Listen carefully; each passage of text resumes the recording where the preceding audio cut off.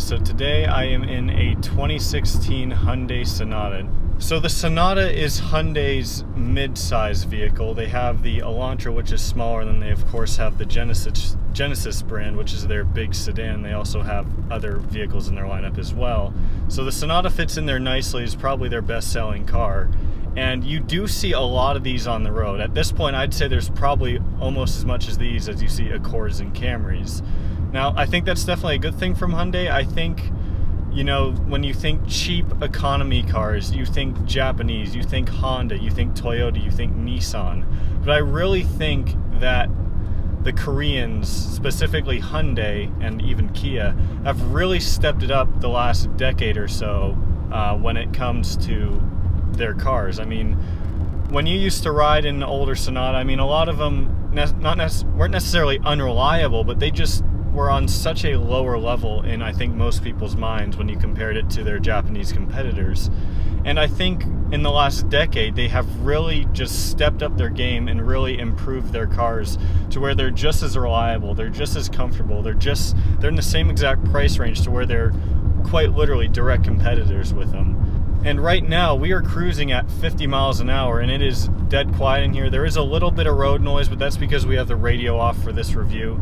And speaking of the radio and the infotainment system, I do really like it. I believe it's a 7-inch screen, touch screen. It's very easy to navigate, very simple. There isn't a whole lot that you can really customize, but there's an aux port, there's a USB port, you can charge your phone, there's also a cigarette lighter, you've got Bluetooth, you've got everything that you would expect from a car like this, and a few extra things. You've also got a nice backup camera with great graphics, and while the sound system isn't the same quality that you would get from a luxury vehicle, it is still very impressive, I think. So powering this car is a 2.4 liter inline 4, making about 185 horsepower. So that's not bad when you compare it to the base level Accord and Camry. That's fairly comparable.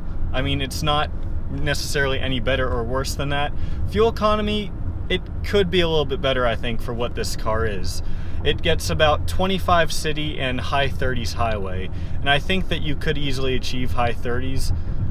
It does ride, I mean, the transmission, I think it's a 6-speed auto, so it does shift very smoothly. You do get, it's just a very refined ride. I feel like the suspension is very smooth. Now, this is the entry-level Sonata, so with that you get these 16-inch wheels, which in my mind aren't that good looking, but of course if you do option for a nicer Sonata or a higher trim level of Sonata, you can get better wheels and tires. But then again, the smaller wheels does mean a more comfortable ride, which is always great. And the brakes on this car, when I first pushed on the brakes when we were leaving the parking lot, I came to a dead stop right away. They're extremely sensitive, almost to the point where it's too sensitive. I'm not sure if I really like that.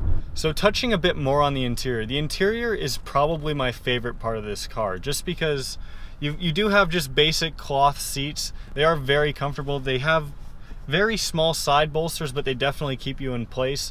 The steering wheel is also very nice. It's got plenty of controls on it. You can switch through a bunch of different menus on the instrument cluster, which has a nice little screen in the middle between the tachometer and speedometer. It's just a very nice and basic layout, and I really like what Hyundai did with it. I mean, you've got your cruise control, obviously all your wiper controls.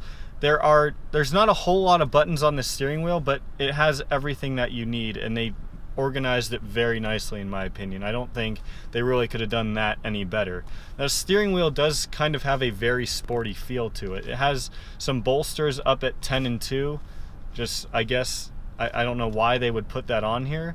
I like it though, personally, as a car enthusiast. If you do have to sit in the back of this car, a lot of times these smaller to mid-size economy, you know, cheaper cars, they aren't very comfortable, first off, which I think this is, and second off, rear passengers are usually sitting back there pretty cramped. But you can put I have tested this before, you can put the seat back all the way and go sit behind it without your knees hitting the seat in front of there. I mean, I am 6 feet tall and I have no problem. I mean, I was amazed by how much legroom was in the back of this vehicle. Of course, you've got seating for 5.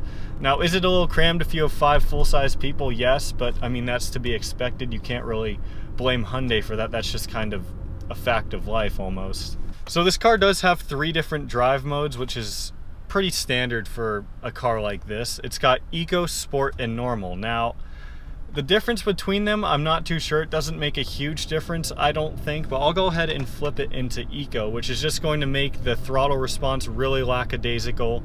It's really just going to soften the car even more and just kind of try to achieve the best gas mileage it can. It's going to shift into the highest gear as fast, or the lowest gear, excuse me, as quickly as possible. It's just aimed towards fuel economy, really. And if you push it in the Sport, there is a little bit noticeable of a difference in throttle response. Oh, the steering definitely tightens up, I'll give it that. The steering in normal mode is very, very light, almost to the point where it's way too light, and I don't think I really like that. But if you're in Sport mode, it does get really heavy. Like, it's almost a little bit heavier than what my Miata is, and granted that has power steering. I mean, some Miatas don't, but it almost feels as heavy as that. I mean, I don't think it gives you that same feeling that a Miata would, but it does tighten up significantly. I'm gonna go ahead and put it back in normal mode because it is no effort to just turn the wheel right now sitting at a stoplight, and I put it in the Sport. Definitely much more effort required, but that also helps with driver feedback. So this car is finished in silver, and I do think that this is a very good looking car, not just in silver but in any color. I really do think that Hyundai did a really good job with this car, making it look, I think, just as good as the Accord and Camry. I'm comparing it a lot to the Accord and Camry because I really want to just think this through and think if it's better than those cars, and I genuinely do think it is.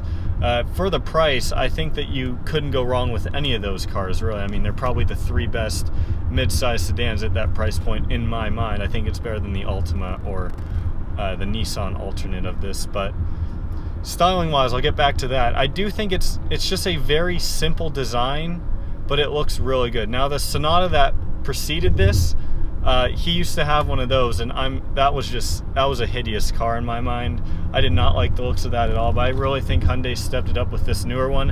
Of course, they now have the 2018 Sonata out, which I'm not too sold on the looks of that yet. I'm starting to like it, but I think that this one still looks better. It's just such a simple design. It looks really nice. With the base model, you do have the one exhaust pipe coming out the back, which looks nice. If you do get a higher trim level, you do get the dual exhaust. So earlier I mentioned how everything in here is very organized and clean. There's not more buttons than you would need. I mentioned specifically the steering wheel, but that also applies to the entire dash area here, where you just have your clock, you've got your power button, you can change the radio station, you've got a few buttons on the bottom that just switch between radio, your phone, you want to make a phone call, change the station again, and then below that you've got your climate control system. Now, the one thing that I don't like about this car that is kind of annoying, especially if you're in a colder climate, this entry level does not have seat warmers. Now, I believe that is an option for the entry level, but I feel like that should be a standard feature at this point. I mean, there are 20, 30-year-old cars out there that came standard with seat heaters, and I just kind of think that Hyundai almost cut a corner there by not including seat heaters, but I just think that's something all cars should have. Now, storage-wise, there is a nice little compartment right below the climate control where you can also plug in your phone and store a few other little things. And then there's, of course, a nice little storage area under the center armrest. You've got the little pockets behind the front seats as well.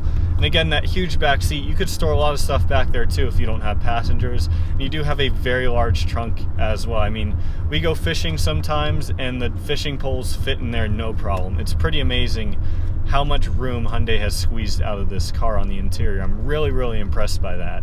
So with this being an economy car, it does have a lot of plastics. Now that can be a downside, but I think that Hyundai didn't use the cheap, crappy plastics. I mean, this car is only 2 years old, maybe probably 3 years old since it was first registered, and it's already got 61,000 miles, and it is showing. There's a little bit of wear on the seats. Nothing is ripping or tearing. You can just see it's starting to pull off a little bit of color from people's pants and stuff. They're just a little dirty. But outside of that, I mean, all the buttons still work fantastically. They give you a nice click when you change the AC and stuff like that. Touchscreen still works flawlessly. None of the plastics are peeling like in GM Saabs, which I hate. They didn't use the cheapest plastics that you see in some manufacturers who just really, really like to save a couple bucks. So it's not that same Mercedes or Audi quality that you'll get when you press a button, but it's still, I mean, it's acceptable, I'll put it that way. I'm impressed that it's not like cheap. The buttons don't stick or anything. Granted, again, this isn't an older car yet, but with 61,000 miles, you would think that there would be a bit more wear or stuff that would need to be replaced than what there has. And speaking of things being needed replaced and fixed, this car has been extremely reliable. I mean, almost no problems. Just went in for maintenance the other day. It's an incredibly reliable car, and I'm impressed with how well Hyundai has manufactured this car. I mean, this car does take a beating from time to time from Josh, as I've experienced firsthand, but it's held up really well, and I'm impressed by that. I'm curious to see, as it ages more and more, if it's going to be able to stay just as reliable, and if we'll be seeing 10 years down the road dozens of Sonatas for sale with 200,000 miles that are still flawless. So with that being said, I do think that this is an equal competitor to the Camry and the Accord. Like I said earlier, a few years ago, no one would ever consider really buying a Sonata over a Camry or an Accord unless it was cheaper or for some other reason. They just wanted the Hyundai badge or something, you know what I mean? There was a general consensus that Toyota and Honda, and I guess you could say Nissan, were kind of at the top. The Japanese kind of dominated the economy car market. And I think that in recent years, the Koreans and other countries as well have really just stepped it up. And I think that this Sonata is just proof of that. And I'm really impressed with this car. And I think it is a great buy if you're looking either for a first car for your kid or yourself, or just as a great, reliable, comfortable daily driver. So with that being said, that's going to wrap up this video, guys. Leave your feedback and thoughts down below in the comments. Thank you all so much for watching. I'll see you next time.